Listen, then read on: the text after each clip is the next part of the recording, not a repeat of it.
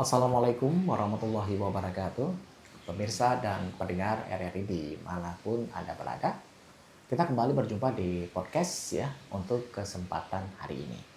Nah, adapun topik yang akan kita bahas yaitu terkait dengan menjaga identitas budaya lokal di era konten global.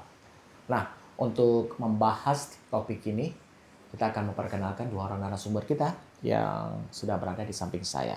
Yang pertama ini ada Lailan Fajri Saidina selaku Life Code Founder Tanda Seru Indonesia. Assalamualaikum Pak Lailan. Waalaikumsalam Bang Maimun. Iya, apa kabar Pak Lailan? Alhamdulillah baik. Iya, kita berjumpa kembali nih Pak Lailan. Siap. Berikutnya ada seorang tokoh muda di Kota Luxmawe, ada Bapak Sirajul Munir. Assalamualaikum Bang Sirajul. Waalaikumsalam. Iya, apa kabar Bang Sirajul? Alhamdulillah baik. Baik ya, walaupun cuaca kurang mendukung hujan Betul. ya, dengan intensitas lumayan ya di kawasan Kota Luxmawe. Baik pemirsa dan pendengar, langsung saja kita ke topik pembahasan kita yang pertama. Kita ke Pak Lailan ini terlebih dahulu. Ya Pak Lailan, bagaimana Anda melihat tantangan terbesar ya dalam menjaga identitas budaya lokal di tengah derasnya arus konten global saat ini, khususnya para generasi muda kita? Ya, makasih Bang Maimun. Saya kira ini memang satu tantangan yang kita nggak bisa hindari, ya Bang Maimun ya, karena kita sedang hidup di era yang hampir tidak ada batasan secara geografis, gitu ya. Karena itu ketika bicara identitas ini sebenarnya mesti ada batasan, gitu ya. Karena yang membedakan kita dengan yang bukan kita adalah salah satunya pada identitas itu. Kalau kita hari ini hidup di Aceh, maka identitas keacehan itu mestinya memang tetap melekat pada kita, tanpa terkesan kita itu menutup diri dengan dunia global, karena itu juga sesuatu yang tidak mungkin.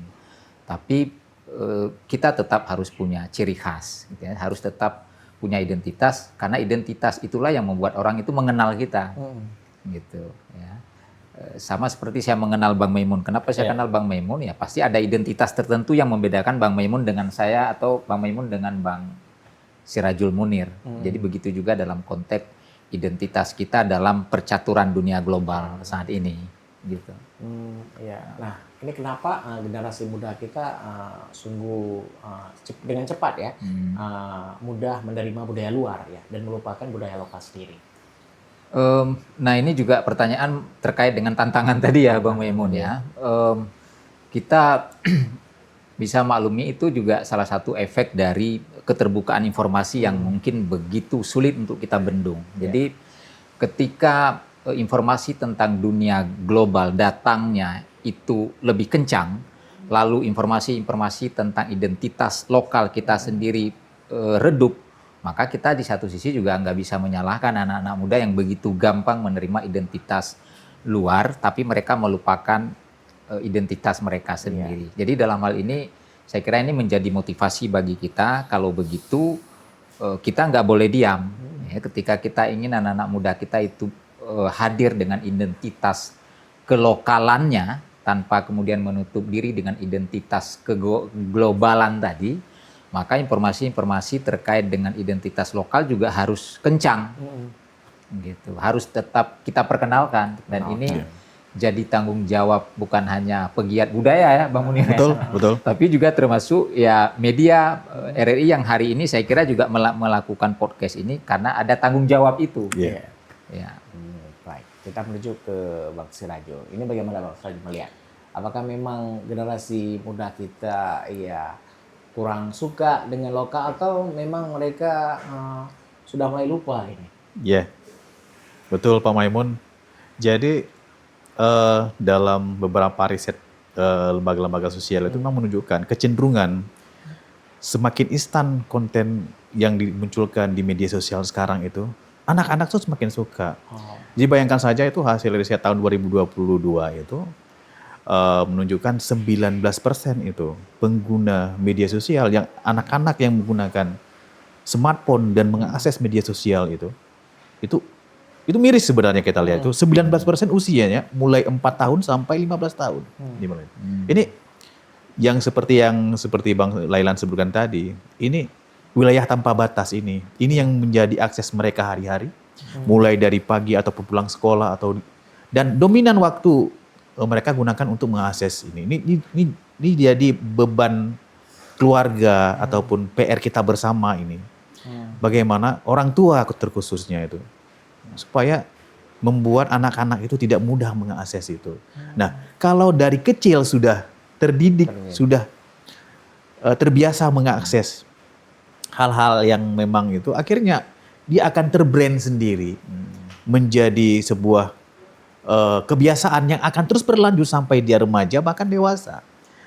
Nah akhirnya kita hari ini melihat bahwa 40% remaja kita yang usia di atas 14 tahun ke atas itu, ya, itu mereka sudah kecenderungan melihat tradisi sendiri, identitas keacehan kita sendiri. Ya. Itu sangat kecil sekali. Kenapa? Mereka sudah terbiasa sejak awal dengan terpapar itu. Nah itu yang mungkin terlihat hari ini, Pak Maimun. Iya. Nah, kalau terus terjadi ini, apa yang akan terjadi ke depannya? Ya, yang harus dilakukan sebenarnya banyak sekali ya. Ini yang paling cenderung sekali sebenarnya yang harus kita ini kan peran pemerintah ya. Pemerintah sudah punya instrumen-instrumen yang kuat sebenarnya. Tinggal hanya instrumen-instrumen ini difungsikan dengan baik. Ya, ada kalau di pemerintahan Kota Luksemawai kita lihat hari ini ada Dinas Pendidikan, Kebudayaan yang punya ruang lingkup kerja melestarikan seni budaya, ya, mengembangkan seni budaya di tingkat remaja juga. Ya. Kemudian ada KPA-nya, Komisi Perlindungan Anak. Nah ini juga menjadi instrumen penting bagaimana mereka muncul ke wilayah publik, ya, mensosialisasikan, ya, memperkuat tatanan keluarga supaya anak-anak ini tidak rentan menjadi korban-korban ya seperti yang kita sebutkan tadi ya, konten-konten yang tidak punya batas itu yang merusak generasi. Nah itu saya rasa. Kemudian banyak instrumen yang lainnya, ya, instrumen keagamaan contohnya, MPU, ya, MAA kita ini. Saya rasa ini instrumen pemerintah sudah bagus sekali, Bang Lailan. Artinya hanya bagaimana pemerintah itu menggerakkan ini secara bertahap dan kontinu sehingga dalam waktu mungkin 3 tahun, 4 tahun ke depan ini ada perubahan gitu. Minimal kita munculkan di wilayah kita sendiri, ya. Wilayah di Kota Luksemawai, gerakan-gerakan seperti itu, ya. Nah, seperti yang kita lihat hari ini seperti Dinas Kebudayaan itu. Saya lihat ya dalam hampir setengah tahun ini ya. Ini kayaknya kurang ya. Iya. Kurang berperan. Ya. Jadi apakah emang dari kurangnya anggaran kita juga belum tahu gitu. Tapi seharusnya pemerintah tidak bicara dalam ranah itu. Ya, karena memang sudah jadi kewajiban kita. Begitu Pak Wai. Iya.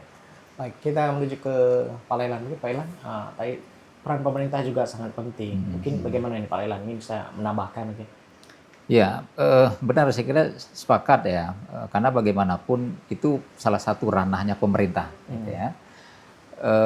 Cuma yang masih menjadi pertanyaan kita sejauh ini adalah seperti apa terintegrasinya antara satu institusi di pemerintahan dengan institusi yang lain. Nah ini yang mungkin juga terlihat belum begitu kuat, gitu ya. Iya. Seolah-olah bicara identitas, bicara moral, bicara budaya itu hanya urusan dinas kebudayaan. Betul. Padahal ketika kita ingin bangun identitas bersama, maka semua pihak mestinya memang harus saling terintegrasi. Ya, termasuk di lingkungan pemerintahan tadi, antara satu dinas dengan dinas yang lain. Itu sama-sama punya tanggung jawab yang sama untuk menjaga identitas itu, gitu. Termasuk kita misalnya komunitas-komunitas sosial, komunitas anak-anak muda yang sekarang juga sudah banyak bermunculan, gitu ya. Termasuk institusi pendidikan. Nah, institusi pendidikan jangan kemudian anak-anak ini hanya digunakan ketika hanya mengikuti lomba tarian adat, tapi sebenarnya menjaga identitas bukan hanya sebatas memperlombakan, tapi bagaimana menanam nilai-nilai itu pada diri setiap anak yang mengikuti lomba atau yang menonton lomba, atau setiap anak muda yang statusnya anak-anak terdidik tadi. Gitu. Jadi nggak cukup hanya dengan berpindah dari satu lomba ke lomba lain gitu ya, yang ujung-ujungnya dianggap telah berhasil ketika telah mendapatkan juara. Juara. Jadi ukuran identitas itu akan terjaga bukan ketika sekolah A sudah dapat juara lomba tarian Rapai Geleng misalnya, bukan hanya sebatas itu. Gitu. Tapi bagaimana doktrinasi gitu ya, atau internalisasi nilai-nilai tadi itu sehingga menjadi identitas di luar lomba pada setiap anak-anak itu. Ya. Andai kan ini terus dibiarkan ya, terus budaya luar terus akan terus masuk ke daerah kita. Kedepannya ini apa ini akan terjadi? Apakah budaya kita sendiri akan hilang tembus oleh waktu? Kalau saya rasa sih nggak tertutup kemungkinan seperti itu. Kita bisa melihat ya, kita melihat bahwa banyak negara-negaranya sebenarnya sekarang sudah hilang identitasnya. Kenapa? Pengaruh intervensi itu, pengaruh globalisasi. Contoh kita lihat bahwa Amerika itu adalah Indian sebenarnya, tapi seiring berjalannya kolonialisme dan mereka berkuasa penuh, akhirnya Indianisme itu hilang di Amerika. Dan apakah akan lari ke Aceh gitu? Apakah lari ke daerah-daerah yang sekarang berusaha menjaga identitas daerahnya masing-masing, etno-nasionalismenya yang sedang dijaga? Apakah bakal hilang? Tidak tertutup kemungkinan, karena kita lihat sekarang ini banyak sekali yang seperti kita sebutkan tadi, Bang Lailan ya, yang seperti Bang Lailan sebutkan tadi, tidak seiring membangun itu. Jadi seakan-akan ini hanya tugas dinas kebudayaan, ini hanya tugas orang tua di rumah, ini hanya tugas ini. Jadi kita tidak bersatu dalam hal itu. Ya. Iya. Nah, kalau Pak Lailan sendiri melihatnya? Iya, artinya tetap ada ya kemungkinan itu. Kalau kita misalnya flashback ke contoh negara seperti yang tadi Bang Munir sudah sebutkan, tidak tertutup kemungkinan, artinya identitas lokal itu akan tergerus, kemudian diganti menjadi identitas global, gitu ya. Sehingga batasan, ini orang Aceh atau bukan, kita nanti bisa jadi suatu saat nggak kenal lagi, gitu ya. Karena batasan-batasan itu sudah hilang, gitu. Dan lahirlah apa yang disebut dengan identitas masyarakat dunia. Nah, yang juga ini budaya-budaya luar, kadang-kadang kalau yang positif, oke, misalkan baik, bisa diterima. Ini kalau yang negatif ini bagaimana kalau ini para generasi kita, muda kita terlebih ini, Pak Lailan? Oh oke, ya. Pasti ada dampak negatif juga gitu ya, karena itu sebenarnya secara tidak langsung itu kan bertentangan dengan norma-norma, dengan nilai gitu ya, yang selama ini memang kita anut gitu ya, secara turun-temurun. Jadi itu yang nanti justru kita khawatirkan ketika datang sesuatu yang datang dari luar, itu kemudian bisa merusak norma yang sudah baik tadi. Ini kan nanti dampaknya juga menjadi tidak baik gitu ya, akan berdampak buruk bagi keberlanjutan generasi yang mestinya memang di-frame oleh identitas-identitas yang menunjukkan bahwa kita ini punya jati diri yang membedakan kita dengan orang lain. Gitu. Tapi ini bukan persoalan rasis gitu ya. Bukan rasis, tapi memang ya kembali seperti kita sampaikan di awal, setiap orang itu mestinya memang yang membedakan dia satu dengan yang lain adalah pada identitas itu. Nah, oke. Bang Sirajul ini? Iya, betul. Ya saya sepakat sekali ya. Jadi seperti yang Mbak Lan sebutkan tadi, negatifnya pasti banyak sekali ya. Kita lihat apalagi dengan penggunaan smartphone sekarang itu, masyarakat bisa bebas mengakses apapun, ya. Tidak ada pagar yang menjadi instrumen filter sekarang ya. Itu bebas sekali. Jadi kemungkinan besar untuk terpapar dengan budaya-budaya baru, budaya-budaya yang negatif seperti itu ya sangat mungkin kan terjadi. Kecenderungan pemuda sekarang yang sering duduk nongkrong di warung kopi contohnya, hanya sekedar main game online, dan akhirnya menjadi rutinitas. Ini kan sebuah budaya baru yang dimunculkan, yang tahun 90 itu belum ada. Tahun awal-awal 2000-an juga nggak ada. Bisa kita sebutkan era milenial itu, masyarakat milenial itu, warga milenial itu belum merasakan itu, dan Gen Z sekarang sudah merasakan itu dan sudah menjadi rutinitas luar biasa yang sekarang juga sedang dilirik sedang diupayakan supaya bagaimana ini mengatasi. Ya judul, akhirnya juga muncul judi online juga dari wilayah itu, dari ranah itu. Jadi bagaimana sekarang kita harus mengantisipasi itu? Ya kita harus mulai dari sekarang gitu. Nah, bagaimana ya pemerintah yang sekarang menjadi leading sektornya itu harus di depan. Ya, masyarakat tuh harus berada di belakang dan benar-benar mendukung itu semuanya. Iya. Saya rasa itu. Berarti itu yang peran pemerintah sangat penting ini ya. Penting sekali, betul. Penting sekali. Nah, dan juga saya juga pernah ini menanyakan pada generasi muda, mengatakan kenapa sih lebih suka sekarang dengan budaya luar daripada budaya lokal kita sendiri. Mungkin ya mereka budaya lokal ini sudah mulai ketinggalan zaman. Nah, ini Pak Lailan ini kalau menilai bagaimana tanggapan para generasi muda kita ini? Iya, padahal ketika mereka besar yang dilihat adalah budaya luar yang itu hanya ada di zaman mereka. Mereka kan sebenarnya belum punya pembanding dengan zaman kita sebelumnya yang justru lebih maju barangkali gitu ya.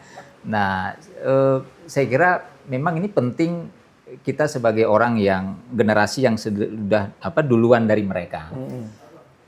Kayaknya perlu kita rasionalisasi gitu ya. Apa batasan-batasan sesuatu itu disebut ketinggalan zaman? Apa indikator sesuatu itu disebut misalnya kemajuan gitu. Nah, saya kira ini yang sepertinya mereka belum punya frame tentang itu, belum punya pemahaman tentang itu gitu ya. Sehingga mereka langsung berkesimpulan sesuatu yang datang dari luar, oh ini kemajuan gitu ya. Nah, gitu. Jadi kayaknya ini jadi tantangan kita lagi. Ya. Tantangan baru ini sebenarnya. Tantangan baru, bagaimana kita itu nggak boleh menjauhi anak muda, tapi harus selalu berbarengan dengan mereka, supaya kita bisa rasionalisasikan kondisi ini ke mereka, gitu. Bahwa ketika sesuatu itu lahir, ada dan di daerah kita, bukan berarti itu sesuatu yang tertinggal, enggak. Betul. Gitu ya. Iya. Nah, baik, Pak Sirajul mungkin. Dia betul. Jadi yang seperti Bung Lain sebutkan tadi, sebenarnya generasi baru sekarang itu, mereka sebenarnya juga kurang literasi. Nah, kenapa saya sebutkan kurang literasi? Ya, hal-hal yang mendasar dengan nilai estetika saja mereka tidak paham sekarang. Bagaimana melihat estetika Barat contohnya, bagaimana melihat estetika Timur yang termasuk kita di Indonesia dan Aceh khususnya, yang sebenarnya sama-sama kuat, sama-sama berkualitas, sama-sama punya brand masing-masing dan identitas masing-masing. Nah gitu. Jadi kalau mereka menyebutkan, Gen Z sekarang menyebutkan bahwa karya Barat lebih bagus dan ataupun karya terkini itu lebih baik, yang mengadopsi karya-karya Barat, estetika Barat, ya, yang dibuat secara modern sekarang itu lebih baik dibandingkan dengan estetika ketimuran Aceh sendiri, yang memang dengan yang lama ya tahun 80-an, 70-an, 90-an itu. Jadi mereka kurang literasinya. Mereka tidak melihat dari sisi kualitas contohnya. Nah itu saja, itu sudah jadi pembanding bahwa karya-karya hari ini yang muncul dan menjadi daya tarik generasi Z sekarang itu, mereka cenderung itu kuantitas yang diutamakannya. Ya. Simple, instan dan sebagainya. Bahkan ya kita lihat seperti sekarang banyak sekali konten-konten yang bisa diproduksi dengan AI, contohnya. Ya. Jadi instrumen itu digunakan menjadi akhirnya mereka membandingkan bahwa hari ini AI itu lebih baik, benar. Secara kasat mata memang baik, gitu, lebih bagus, benar. Tapi secara kualitas mereka tidak melihat proses, contohnya. Nah ini yang tidak dipahami benar oleh Gen Z sekarang dan dominan mereka seperti itu. Nah, saya rasa itu. Iya, baik. Tadi kita melihat peran pemerintah di sini sangat penting ya. Mungkin strategi yang relevan di era global ini, mungkin Pak Lailan, apa yang bisa dilakukan? Apakah bisa mengurangi dari segi medsos atau apa gitu?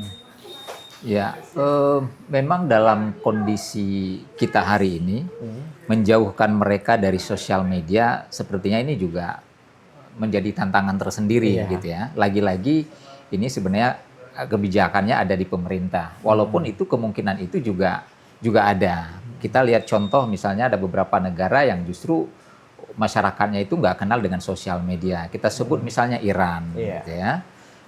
Mereka itu nggak mengenal sosial media, Facebook, TikTok yang kayak kita. Tapi masyarakatnya itu justru kecerdasannya di atas rata-rata. Iya. Gitu ya.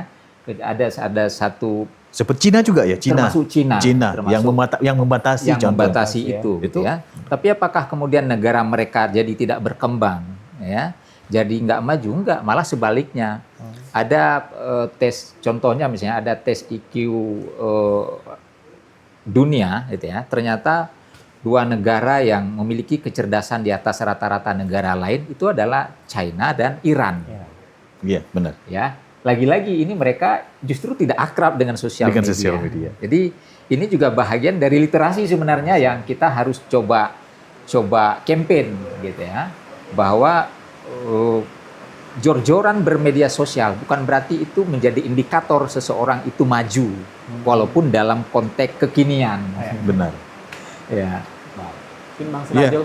sepakat dengan Bang Lailan sebutkan tadi. Nah, jadi sekali lagi peran pemerintah. Contoh Cina itu membatasi, ya. Membatasi akhirnya dunia pendidikan mereka, anak-anak mereka itu tidak terbrainstorming total dengan walaupun tidak semua ya. Aktivitas pendidikan ini lebih ditekankan ya. Ya, kita bisa belajar banyak dengan Cina contoh. Jadi mungkin kalau ke Iran kita harus jauh-jauh ke sana. Ya, kita lebih dekat dengan kultur Cina contohnya, ya. Nah, kita bisa belajar di sana. Bagaimana pemerintah Cina itu membatasi anak-anak usia dini itu tidak mengakses gadget contohnya. Nah, ini. Dan pemahaman itu paling ditekankan juga kepada orang-orang tua. Jadi peran orang tua juga sangat dominan di sini. Ya, selain dari lingkungan pendidikan formal. Nah, juga tadi kita melihat bahwa peran dari majelis adat juga kurang berdampak ya, sangat ini untuk saat ini. Apakah selama ini kolaborasi antara pemerintah, pemangku adat dan juga tokoh masyarakat dan tokoh agama ini masih belum bersama begitu? Saya lihat masih seperti itu, ya, belum sinkron ya. Ya. Jadi tujuan dari sebenarnya mereka memiliki ya tokoh adat, ulama, cendekia kita itu punya misi yang sama. Nah, namun ketika berada di lapangan mereka tidak sinkron. Kenapa? Memang secara instrumennya mereka terpisah sebenarnya. Tapi dalam hal ini pemerintah bisa mengakomodir. Ya. Jadi membentuk satu ruang, ya, satu ruang di mana mereka saling bertemu, menyamakan persepsi, akhirnya bisa menjalankan program itu secara bersama-sama. Dan semua leading sektor itu harus dilibatkan, saya rasa. Termasuk elemen yang paling kecil adalah keluarga. Ya. Artinya pemahaman orang tua di sini terhadap baik buruknya bermedia sosial, baik buruknya penggunaan gadget di tingkat anak-anak usia dini dan remaja, ini juga harus benar-benar dipahami dengan baik. Artinya pengetahuan itu hanya tidak sekedar ke anak, juga ke orang tua. Jadi ini menjadi salah satu tolak ukur di mana kita anak-anak itu akhirnya dia bisa berubah atau tidak. Berbeda cara menyampaikan seorang guru di sekolah dengan seorang ayah di rumah. Guru di sekolah dengan seorang ibu di rumah. Bahkan juga adik dan kakaknya, contoh orang-orang yang dekat di lingkungan keluarga. Jadi saya rasa seperti itu. Tugas kita sangat besar ya. Baik, Pak Lailan, mungkin tadi terkait kolaborasi ini bagaimana?